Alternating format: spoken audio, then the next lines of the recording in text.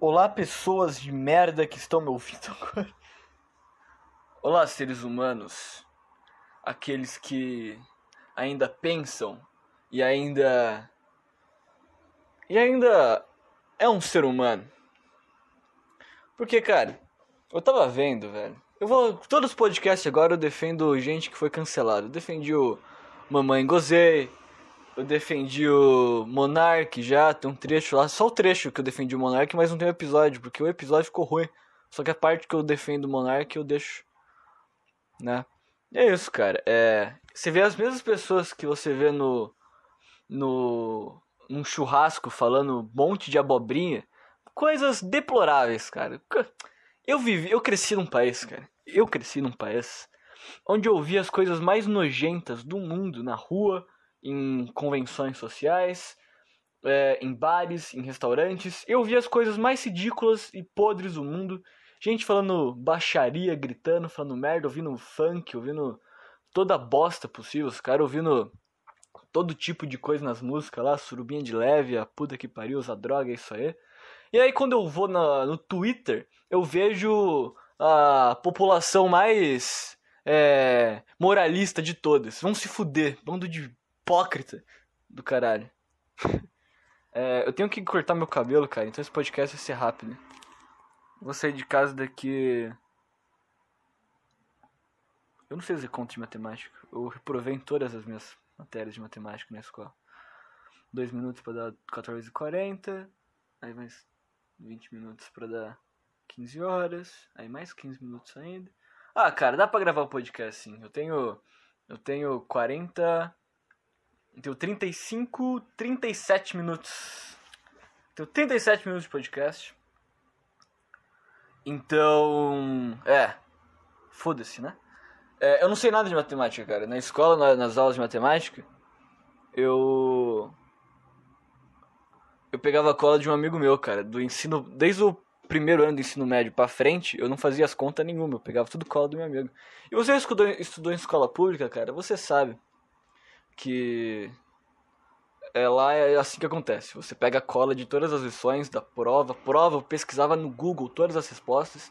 Os problemas que os professores davam nas provas, principalmente de matemática, eram problemas que eles tinham tirado de algum livro ou de algum site. Então se você pegava o problema que ele colocou na prova e copiava no Google, você já tinha o problema respondido em algum site de problemas de matemática. O professor não tirava um problema da cabeça dele, uma conta da cabeça dele e passava pra gente. Ele pegava de algum canto, que na internet já tinha esse problema, que é um problema famoso, já pronto, já, que existe. E na internet já tinha as respostas desse problema, as alternativas A, B e C do professor era a mesma, e a resposta tinha embaixo ali, entendeu? Então era muito fácil. Prova, eu já copiei 1 milhão de vezes o problema com as exatas palavras que o professor colocou na lousa, e joguei no Google, e o Google tinha um problema exato ali com a resposta. E eu tirava nota 10 nas provas, algumas eu errava de propósito, eu tirava um 7 ali de propósito. Escola pública é assim, cara. Você pode tirar um 7 de propósito que você é um aluno nota alta. Você é um aluno bom. E aí eu pegava a cola do meu amigo também pra caralho. Escola pública é assim, cara. Se você estuda escola particular, você é um merda. Ah, mas eu quero fazer universidade. Pau no seu cu se você quer fazer universidade também. Universidade é uma merda. Ah, vamos lá na universidade lá. Aprender a... Eu quero ser advogado. Vou fazer direito. Ah, que... Eu dei o pior exemplo. A única faculdade que você precisa fazer de verdade é de direito e de medicina. De veterinária, sei lá. Também, né? Cuidar de bicho. Pra que cuidar de bicho? Vamos deixar pelo menos um dos seres que existem no mundo morrerem naturalmente. Porque a gente não morre naturalmente. A gente morre... morreu de causas naturais. São quantos anos? 90. Não é natural morrer com 90 anos. Natural o cara morrer com 30. Porque teve um infarto. Aí vem um médico e salva a vida do cara. Isso não é causa natural. O cara morrer com 90 anos. Causa natural é o cara tá atravessando a rua e ser atropelado por um carro. Ele é burro, tinha uma rua, um cruzamento, tinha vários carros passando e o burro quis atravessar a rua. Eu vou fazer uma piada aqui agora, acabei de inventar essa piada. Por que o burro atravessou a rua? Qualquer resposta que você der é inválida, porque ele não atravessou a rua, ele foi atropelado. Por quê? Porque ele é burro. Gostou da minha piada, cara? Acabei de inventar. É isso, cara. Burros não atravessam a rua, eles morrem no meio do caminho. Porque é natural, um burro naturalmente morreria atravessando a rua. Isso é uma causa natural. Agora, 90 anos de idade, já era pra esse cara ter morrido umas 300 vezes. Mas não, ele foi pro hospital, ele receitou antibióticos. E ele não morreu. Agora, a gente tem que fazer o mesmo com o animal também. O animal tá fudido, tá tendo um problema na cara, pegou um câncer, um tumor, cachorro pega tumor, é triste. Deus eu também, né? Todo mundo fala que Deus é um cara bom, do bem, mas ele é um puta, filho da puta. O cara deu câncer pra cachorro. Esse é o Deus que vocês veneram, cara? Esse é o Deus que vocês ajoelham no milho e reza por ele e agradece tudo que você tem? Ele faz cachorrinhos morrerem de câncer, entendeu? E aí o que você faz? Você leva o seu cachorrinho no veterinário. E o seu cachorrinho, cara, ele fica vivo. Vamos deixar pelo menos alguém nesse universo, nessa Terra. Se o planeta Terra é o único planeta com vida, então a gente tá... Tudo que tá aqui são as únicas vidas do universo inteiro. Vamos deixar pelo menos algum ser desse universo morrer por causas de verdade naturais? Vamos? Porque, ele morreu atropelado, ele não morreu de causas naturais.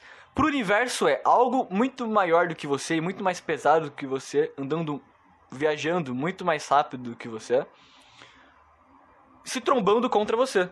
Pro universo, bati um negócio aqui sem querer. Pro universo, isso é natural, cara. Pro universo, cara, não, isso aqui é lógico. O negócio bateu um cara, um bosta, um ser humano, uma bostinha, perambulando por aí. Veio um negócio feito de aço, de ferro, de metal, sei lá, e trombou em alta velocidade contra esse indivíduo. Esse indivíduo morreu. Natural. Pro universo é natural. É isso que o universo enxerga. Eu tô tendo um derrame, eu acho, não tô conseguindo falar direito.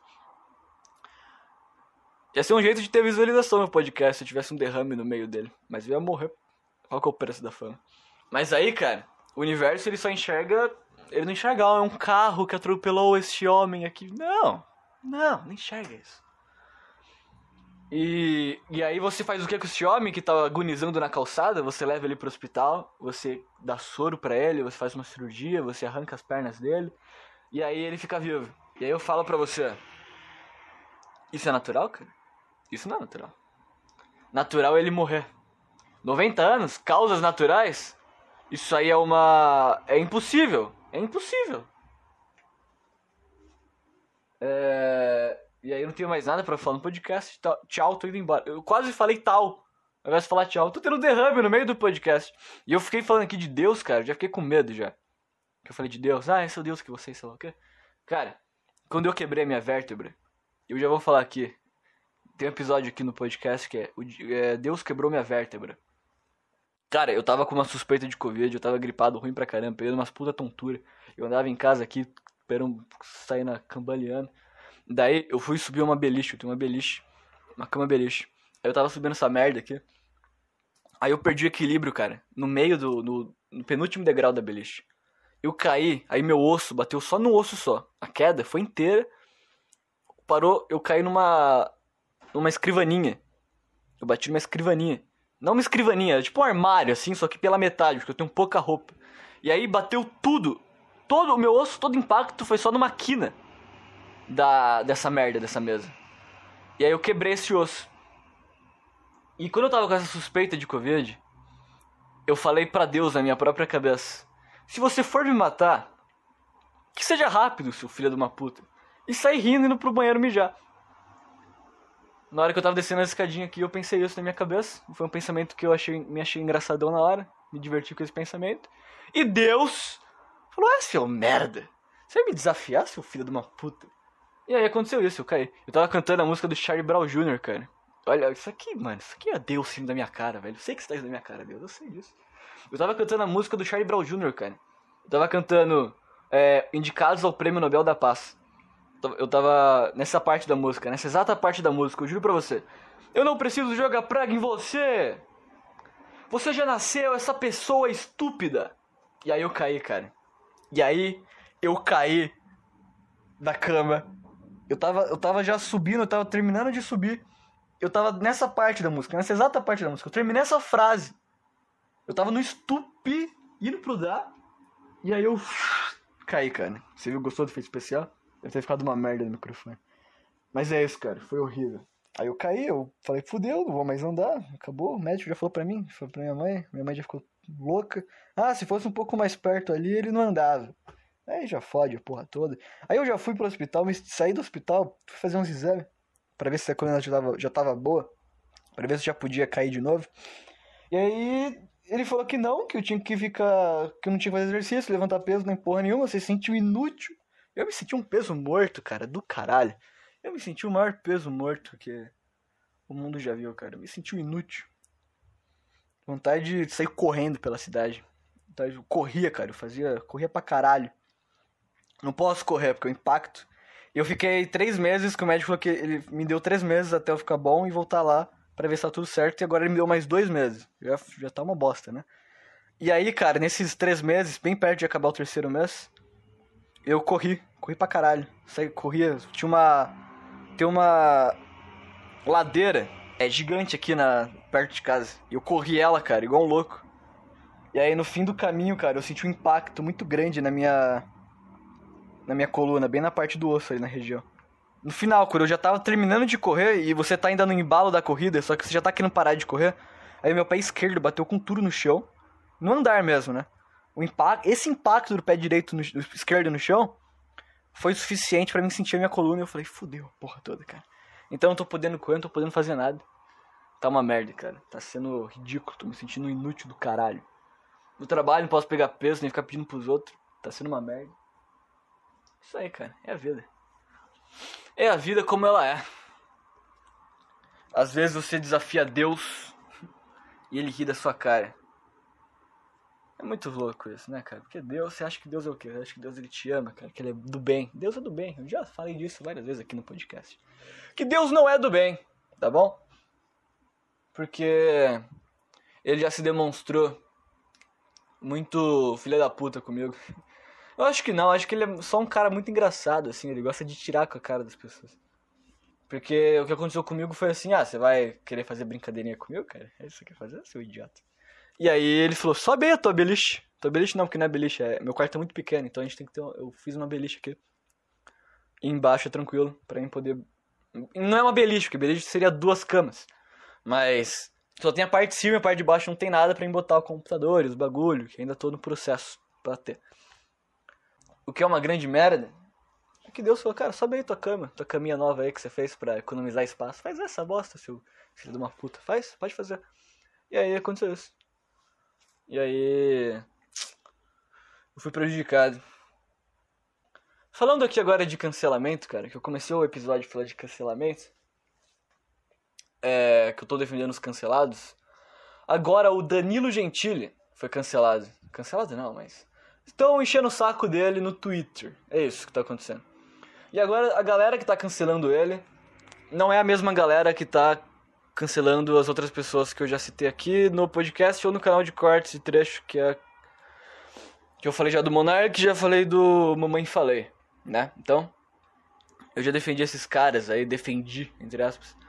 E o Monark, ele foi cancelado por todo mundo. E o Mamãe Falei tá sendo cancelado também, meio que por todo mundo, mas principalmente pela galera mais de esquerda. Como os jegues se auto-intitulam. Esse é o nome que os jegues deram para eles mesmos. Aí tem a galera de direita agora que tá cancelando o Danilo Gentili. Porque no filme dele tem um pedófilo. No filme pode ser pedófilo, é um filme. Igual o Sexta-feira 13, tem um cara com uma... Esqueci o nome. Motosserra? Não, sei outro. Sexta-feira 13 ele veio com um facão, um puta facão do caralho. E uma máscara de esqui. Ele mata jovens. Isso não é um crime, porque é um filme. Aí o cara lá no filme ele é um pedófilo. É um filme, cara. É um filme. No filme pode, porque ele não tá fazendo na vida real. Se eu amanhã fizer Amanhã não, sei lá, no próximo episódio eu faço um personagem aqui no podcast.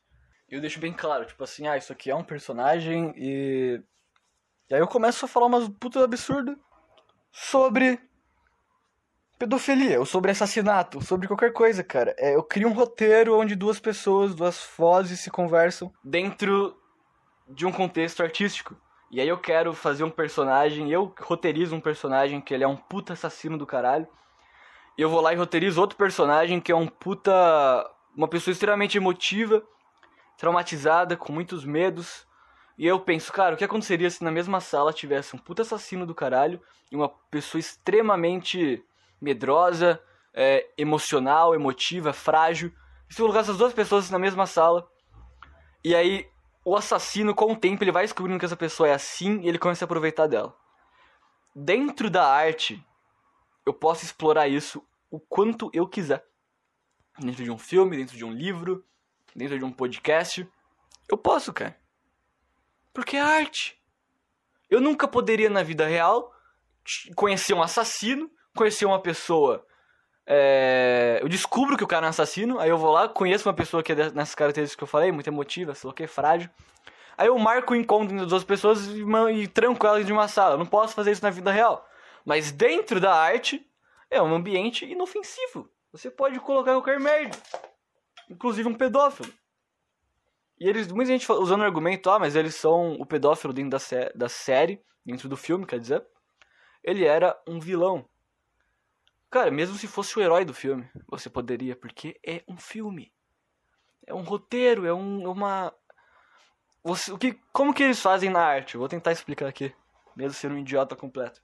Eles tentam usar arquétipos, personalidades, que existem na vida real, com o intuito de passar uma ideia. De passar uma ideia para o público, usando a arte como artifício. Às vezes, você vai usar personalidades, ou se não, pessoas com características extremamente negativas na sociedade, para passar uma ideia para o público. Isso é arte. Diferente de eu chegar aqui, por que os filmes, eles não são só uma frase da ideia que eles querem passar? Por que o filme não é só o vídeo de YouTube de 10 minutos de um cara resumindo o filme? Capitão América, resumo. Entendendo o final. Não tem esses vídeos na internet? Explicando o fim da série e tal. Por que o filme não é só isso? Uma pessoa explicando a ideia dela. Olha, gente, eu quero falar isso, aquilo, outro. O filme, ele vai além disso. Ele tem que enfatizar essa ideia pra você. Não é só um cara chegar e falar igual, sei lá, aquelas fábulas que a gente escutava na escola, liam pra gente na escola quando a gente era pequeno.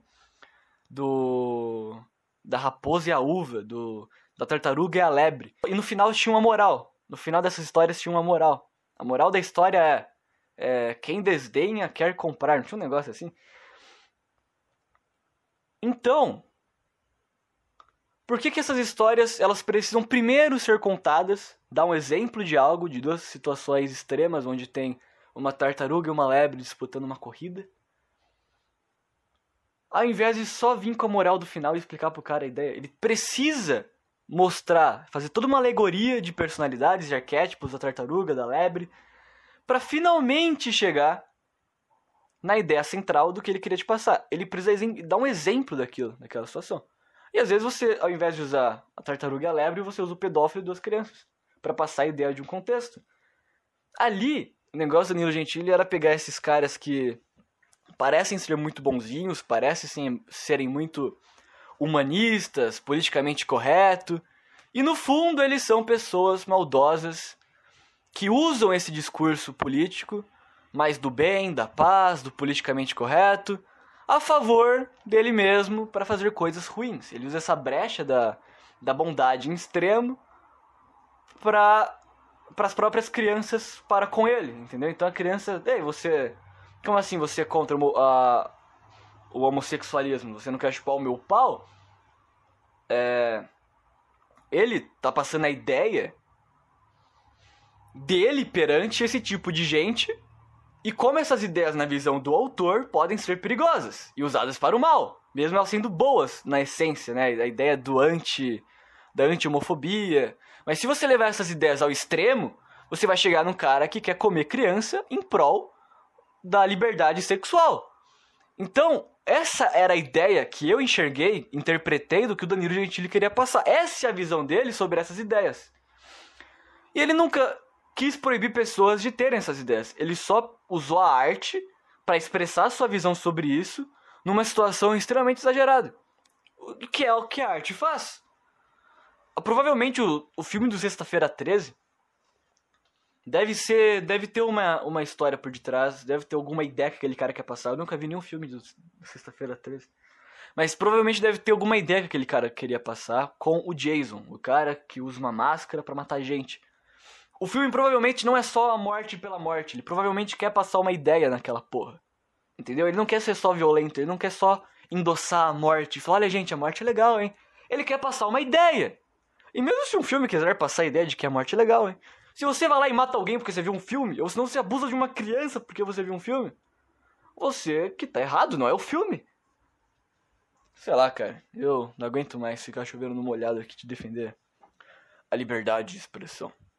De acordo com o Nostalgia, esse é o nome do cara. De acordo com o Nostalgia, o Zé Castanha, esse é o nome dele, pra não tomar processo. Ele disse que quem defende liberdade de expressão começa a defender o nazismo. Então, não defendam liberdade de expressão porque de repente você começa a defender o nazismo. Quanto tempo tem dessa porcaria? 23 minutos. Dá pra fazer mais 7 aí. Dá pra fazer aí um pouquinho a mais aí. Não que eu queira também, já deu, né? Já caguei o podcast falando de filmes e a liberdade de expressão e a arte, passar ideias a partir da arte, blá blá blá. Vai se fuder, hein? Vamos falar de um tema mais leve aí, vamos falar da guerra na Ucrânia? Eu devo ter fudido meu áudio, porque eu fiquei pegando, desembaraçando o fone aqui, ele ficou batendo no outro, devo ter fudido todo o meu áudio. Essa porra desse som maldito. Eu tava no Twitter, me arrependi de ter entrado no Twitter, mas tudo bem. E eu comecei a ver lá no começo da guerra algumas coisas sobre a guerra. E eu comecei a ver a guerra como um reality show que as pessoas estavam consumindo. As pessoas estão consumindo a guerra na Ucrânia como elas consomem o Big Brother. Porque assim... E é como se o cara que gravasse a série dessa vez não fosse... É como se o próprio participante estivesse gravando seu reality show e ele fosse o cinegrafista do negócio, ele fosse o cameraman. Porque quando eu entrei no Twitter, eu comecei a ver as pessoas comentando a guerra e assistindo a guerra dos vídeos amadores que iam saindo na rede social. Então os caras entravam ali e a guerra era só uma injeção de adrenalina e sei lá quais outros sentimentos isso pode causar. Vendo aquelas cenas. Cara, eu vi aquela cena do carro passando em cima do tanque de guerra. O tanque de guerra passando por cima do carro, cara. Eu me arrepiei inteiro, cara. E eu não duvido que as pessoas que assistem Big Brother, elas veem essa merda pra sentir sensações não iguais, mas parecidas. Né? Você vê pessoas discutindo, brigando. Aquilo gera um negócio na sua mente, de certa forma. E aquilo te dá alguma reação mental, alguma toxina, sei lá o que, não sei o nome certo agora. Mas isso deve liberar alguma coisa no seu cérebro quando você tá vendo aquelas pessoas discutindo, aquelas pessoas transando, aquelas pessoas em festa, fudendo o caralho. Isso deve causar em você reações semelhantes às que as pessoas têm vendo a guerra. E aí, cada pessoa ali gravando a si mesma é um participante. E você tá torcendo por elas viverem. E aí cada pessoa tá comprando um lado. Tem gente que defende a Rússia, tem gente que defende a Ucrânia. E cara, se você defende tanto assim a Ucrânia, faz alguma coisa, doa dinheiro pros caras. Tem um monte de ONG agora surgindo pra você doar dinheiro pros ucranianos, pras ucranianas. Você acha que a sua maneira de ajudar essas pessoas é colocando a bandeira da Ucrânia do lado no seu perfil do Twitter, seu bosta? Esse é o jeito que você encontrou de ajudar essas pessoas? Escrever hashtag Força Ucrânia na sua postagem? É assim que você quer defender os caras, ajudar os caras? E os caras são a favor da Rússia. Na maioria, uns caras que eu vi o Bolsonaro falando sobre o Putin lá. E aí o cara agora, porque gosta do Bolsonaro, tá defendendo a Rússia. Cara, sabe o que é isso? É um bosta, um presidente de um país, dizendo: vamos atacar aquele lugar ali porque eu acho que o Ocidente lá vai foder a gente. E aí ele ataca o lugar. Essa é a guerra, esse é o resumo da guerra. É um cara, é um presidente falando: o Ocidente acha que eles querem foder a gente, vamos atacar a Ucrânia aqui pra ver se eles ficam na deles. Acho que é isso no fim das contas. Mas na verdade, o que tem é um monte de gente que não tem nada a ver com essa merda, que só tá vivendo a vida deles num país totalmente inofensivas, só querem tirar o cu deles da reta e não morrer de fome, se fudendo. É isso que tá acontecendo. E ao invés de você pensar, mano, coitado dessas pessoas, né, cara, que estão envolvidas nessa merda. Não tem nada a ver, são uns caras que viviam a vida deles lá em Kiev, e vivia a vida deles lá. Chegou um cara, um velho, porque o presidente que eles elegeram decidiu ser amigo da OTAN. Chegou nos líderes lá, dos líderes políticos da OTAN e falou: vamos. Eu queria entrar aí pra vocês, porque eu tenho um pouco de medo aí da Rússia, fuder a porra toda. E esses caras estão se fudendo por causa disso. Tá entendendo? O que esses caras têm a ver com isso, meu? E aí as pessoas estão comprando lados, estão discutindo sobre a guerra no Twitter delas, no perfil delas, mandando mensagens bonitinhas de solidariedade. Mas, cara, parece que você tá escolhendo um candidato do BBB pra você apoiar e torcer. Só que dessa vez o paredão é real e tem gente neles tomando tiro. Essa é a diferença. Mas tudo é uma briga política hoje, tudo é uma briga, tudo é uma discussão, tudo é um debate, tudo são pessoas querendo ter razão. Até mesmo uma guerra. Eu queria saber, cara, como que foi em 1940 e 1935 lá, 1915, 20, por aí que foi a primeira guerra também. Eu quero muito saber qual era o papo entre as pessoas. Tipo assim, eu acho que no máximo era um cara lendo jornal na praça. Caralho, tem uma puta guerra lá, mano. Será que o pessoal daqui vai entrar nessa merda e eu vou ter que servir? Eu acho que era isso que eles pensavam. Eu acho que o único medo do cara era, mano, se o nosso presidente aqui quiser entrar nessa porra, eu vou me fuder pra caralho, mano. Acho que essa era a única preocupação deles. E talvez se eles tivessem algum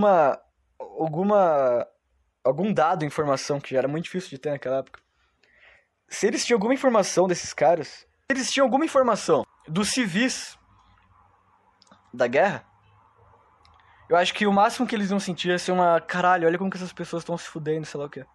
Eu acho que esse era a reação das pessoas perante a guerra.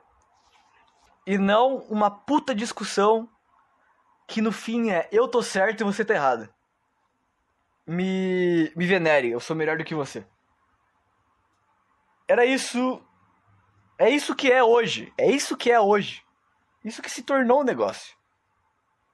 As pessoas estão consumindo a guerra como se fosse um reality show. Onde eles têm aquela cena do tanque subindo em cima do carro, tem duas pessoas que gravaram com reações diferentes. E aí você consome a mesma cena, só que com ângulos de câmeras diferentes, como se fosse um filme, um reality show mesmo. Com cada opinião e visão de participante diferente sobre aquilo. Eu acho que assim que as pessoas estão usando... É isso que a rede social está proporcionando pra gente. Tá? Eles estão proporcionando pra gente uma guerra, como se fosse um reality show pra gente assistir. Cada momento, um caça batendo o outro, o soldado abordando um tanque, as pessoas comemorando daqui. É isso que virou a guerra, cara. Virou pessoas torcendo por cada cena que elas têm, sempre querendo receber ângulos diferentes, reações diferentes, e sempre quando elas têm uma situação específica, elas torcem por aquelas pessoas que se deram bem quando um soldado ucraniano abate o russo, ou quando um soldado russo fode as pessoas da Ucrânia. A reação dos caras é sempre ou é negativa ou é positiva, e cada vez elas estão torcendo para um lado, e quando o lado que elas ganham, que elas estão torcendo, como se fosse um time de futebol, quando esse lado que eles estão torcendo vence uma batalha que eles receberam pelo Twitter, a reação deles é de torcer e comemorar, como se fosse o gol do time deles. Você tá vendo a guerra, cara. Não é essa a reação que você tem que ter, cara. Dizer, reage do jeito que você quiser, mas puta que pariu, cara. Parem de tratar a guerra como se fosse um reality show. Sei lá, ver a guerra e falar, caralho, mano, olha lá o soldado ucraniano abatendo os filha da puta lá da Rússia. Agora, as pessoas comemorando como se fosse um jogo de futebol, assistindo a guerra como se fosse um reality show. Isso me assusta, cara. Isso é É o Black Mirror, cara. Sabe aquela vinhetinha do Black Mirror? Da tela trincando? Eu tô tendo um pesadelo com isso. Fudeu, né, cara? Eu acho que a gente tá cada vez mais perto da tecnologia tomar tudo e todo mundo ir pro metaverso lá. Viver a vida lá no metaverso. Acho que é isso que a gente vai ser. E vai ter guerras no metaverso, com certeza. E aí as pessoas vão entrar na guerra pelo metaverso. Vai tá tendo conflito na vida real, o cara vai entrar no metaverso, ele vai andar pela guerra no cenário virtual, que o Mark Zuckerberg criou por satélite.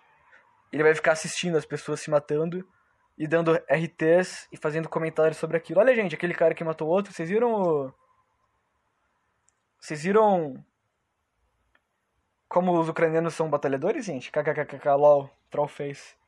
Eu acho que é isso que vai ser. A gente tá rumo pra isso. Este é o rumo que nós estamos indo. É isso aí. Faltam 5 minutos para mim ir cortar o cabelo. Eu queria 30 minutos de podcast. Tenho 35 aqui de bruto. No começo eu fiquei falando umas bosta lá, de colocar no pós-crédito. Então os 35 minutos que estão aí não são... Os 35 minutos que estão aí acho que não vão inteiros. Mas é isso aí, cara. Obrigado aí, até qualquer dia.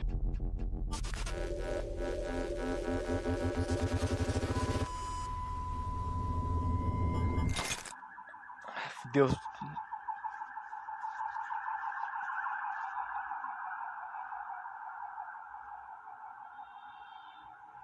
Isso que é...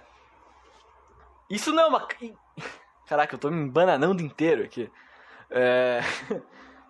Isso não é infarto, cara. Nossa, eu sou muito idiota. Lá, 1915, sei lá quando foi a Primeira Guerra. A segunda foi em 1935, 1945, por aí. Essas duas datas aí, deve ser alguma dessas duas. Eu sempre me confundo, desculpa. Eu colava na escola. Esse sou eu.